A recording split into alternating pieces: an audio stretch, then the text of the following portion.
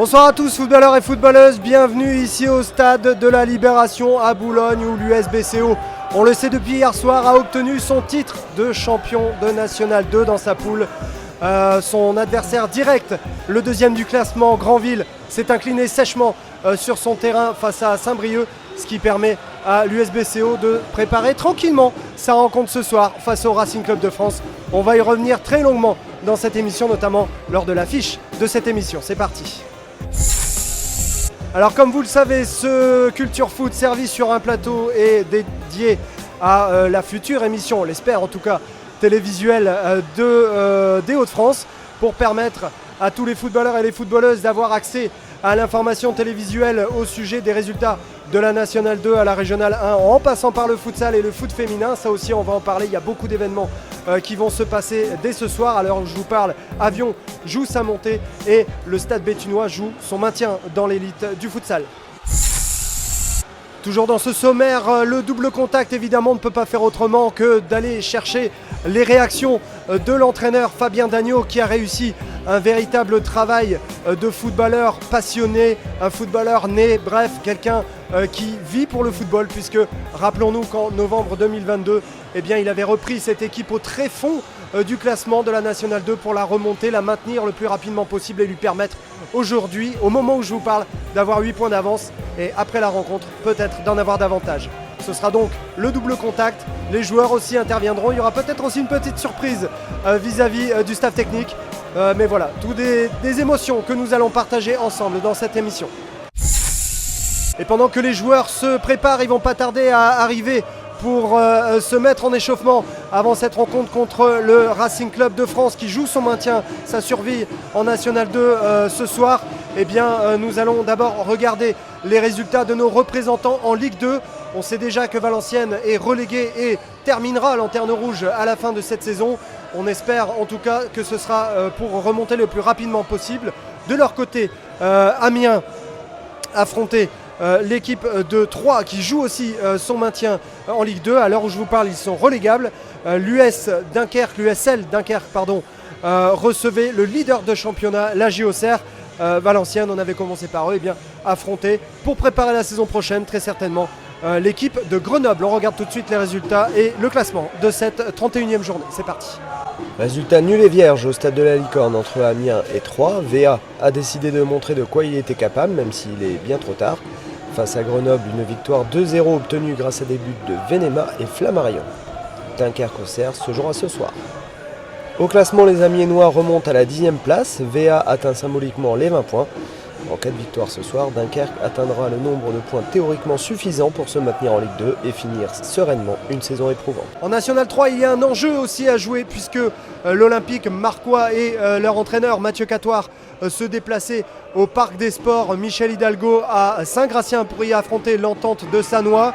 Un match très très important face à une équipe en forme qui doit leur permettre normalement d'obtenir les points si tout va bien pour sortir de cette place de barragiste qui leur colle à la peau depuis certains matchs maintenant.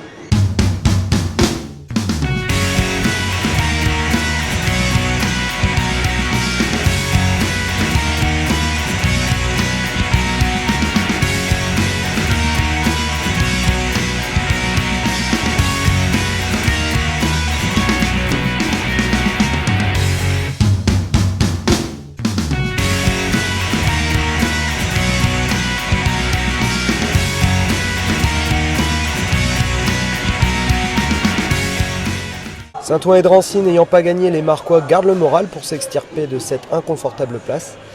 Le leader Chantilly perd de son avance. Cassel revient dans la course à une montée toujours accessible grâce à une victoire face à des Amandinois résignés. But casselois de l'attaquant Rémi Burnel, un doublé. Quant à Croix, il décroche définitivement du peloton de tête.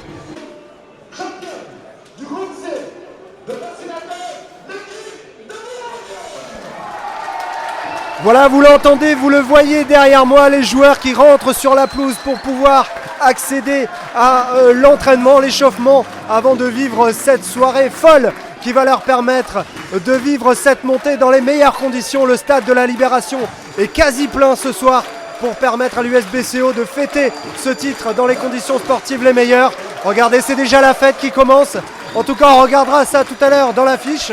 En attendant de voir ces résultats, eh bien on va voir malheureusement une ambiance qui est tout autre, puisque du côté de Lille, les Dogs lilloises recevaient la lanterne rouge Bordeaux au classement.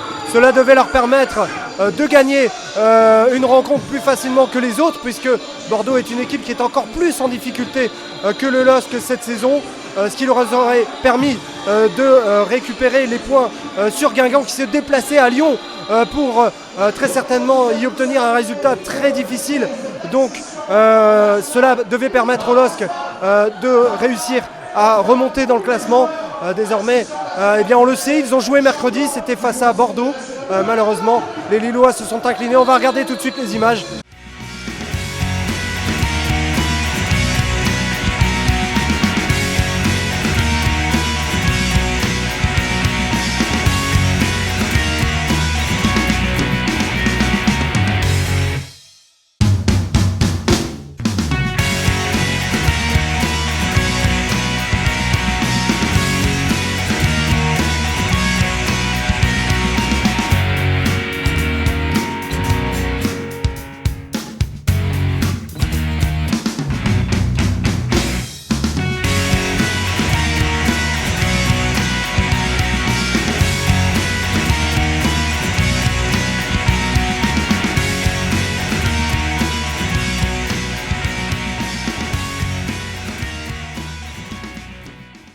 Voilà, malheureusement cette défaite sonne le glas de la saison lilloise dans l'élite, puisque avec cette défaite, malheureusement, eh bien, c'est la descente qui est désormais actée. Elles joueront donc en deuxième division féminine la saison prochaine, ce qui nous permettra avec Culture Foot TV de suivre non seulement le LOSC mais aussi le Racing Club de Lens, puisque celle-ci s'est maintenue depuis un petit moment maintenant dans cette division.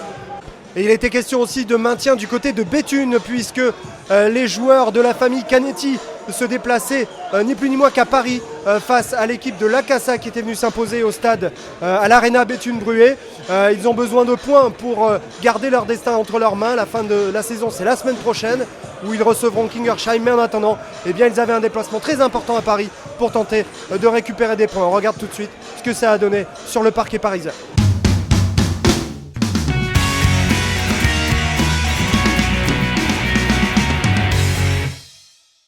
Et on va pouvoir regarder aussi les résultats de la deuxième division de futsal national, puisque dans le groupe A, vous le savez, on les suit depuis le début de la saison.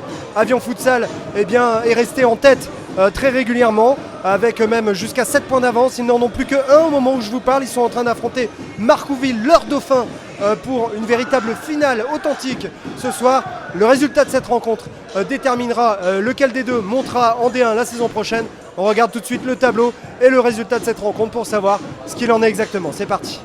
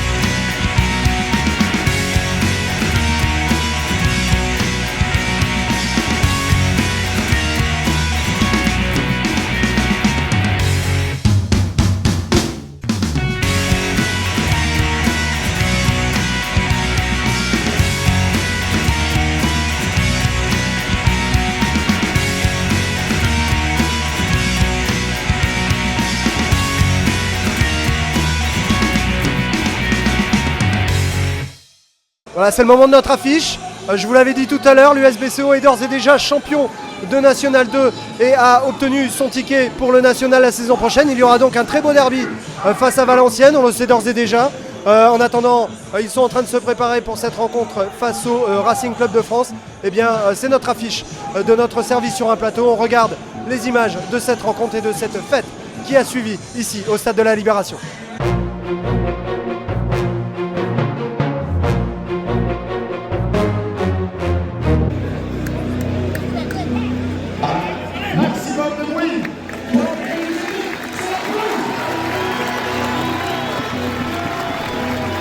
Les deux équipes qui rentrent sur la pelouse du Stade de la Libération qui est bien remplie ce soir puisque 4500 personnes se sont déplacées pour l'événement. Fabien Dagneau et ses joueurs pour tenter de valider ce titre de champion et cette montée.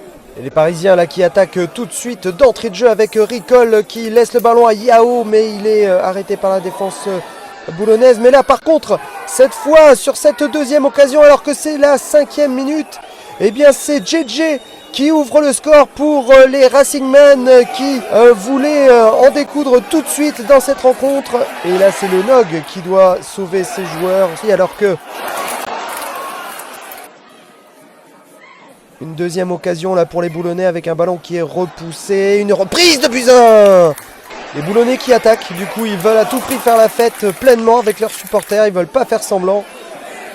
Mais il faut attendre la deuxième mi-temps pour voir les Boulonnais redevenir dangereux avec Diallo là sur cette frappe.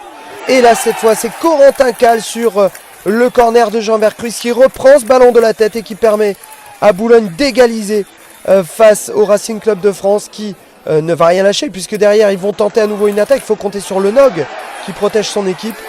Et les Boulonnais vont voir les Racingmen se découvrir. Et le coaching gagnant de Fabien Dagneau, c'est l'autre Corentin cette fois, Fatou, qui est entré en jeu tout à l'heure à la place de Mamadou Diallo qui marque ce deuxième but boulonnais. Et là regardez cette fois-ci Corentin Fatou qui lance en orbite la recrue hivernale de Boulogne, Théo Epailly, qui permet à Boulogne de prendre le large en s'imposant 3-1. C'est le 3e but de cette rencontre. Les Boulonnais vont continuer à attaquer dans cette rencontre mais malheureusement ne trouveront pas les filets. Et là, monsieur l'arbitre va pouvoir siffler la fin du match pour permettre aux Boulonnais de faire la fête avec leurs supporters. Et oui, à ce niveau-là, les supporters vont pouvoir rentrer sur la pelouse. Regardez, Hervé Touré qui a fait une rentrée remarquable, lui aussi, lors de cette seconde mi-temps. Et il a apporté beaucoup dans l'entrejeu, il a fait énormément de bien à son équipe. Et regardez Xavier Lenog qui a pas mal sauvé ses joueurs aussi pendant cette rencontre. Il a sorti pas mal d'occasions. Et là, les supporters qui peuvent faire la fête avec Sonny Duflo, le grand blessé, le grand absent de cette fête. Après une telle fête, on retrouve le calme de la conférence de presse qui va prendre une tournure un peu particulière. Enfin, le Graal a été atteint, ça y est, vous êtes promus, c'est magnifique.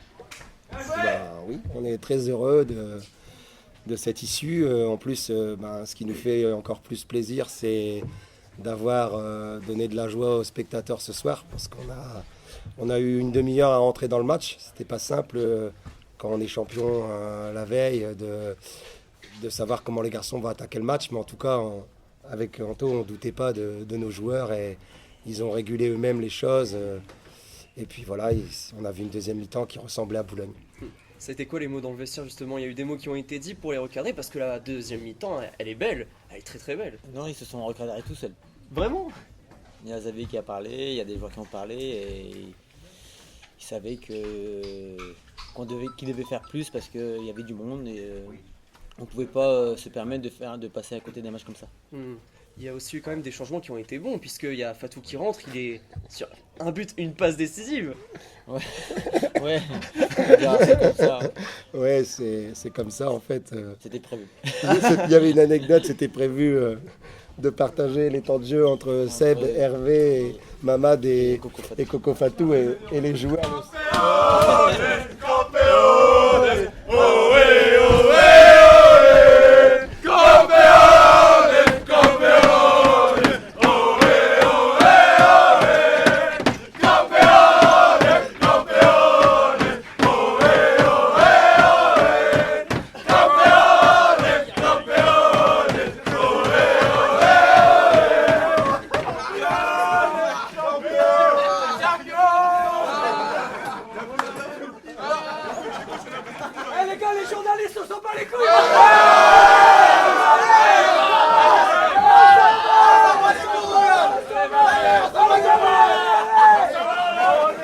Voilà Voilà, ce service sur un plateau avec des bulles, littéralement, c'est presque terminé pour cette semaine.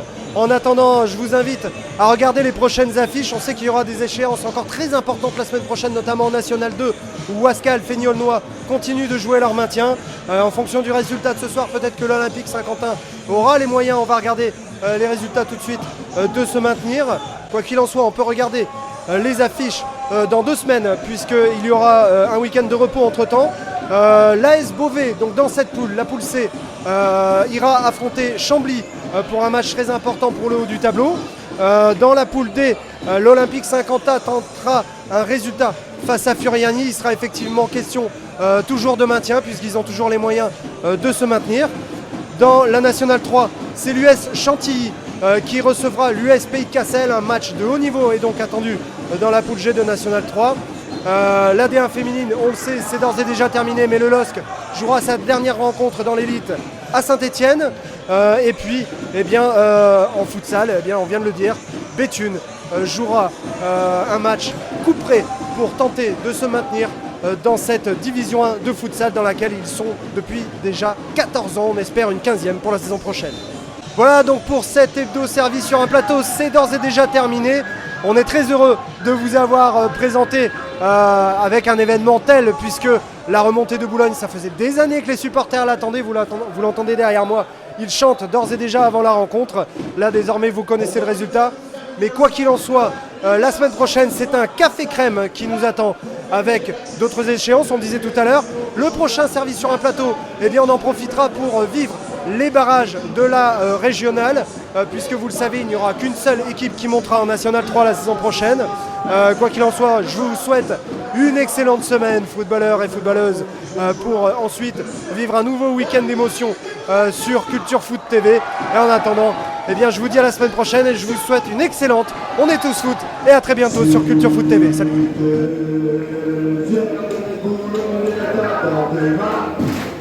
See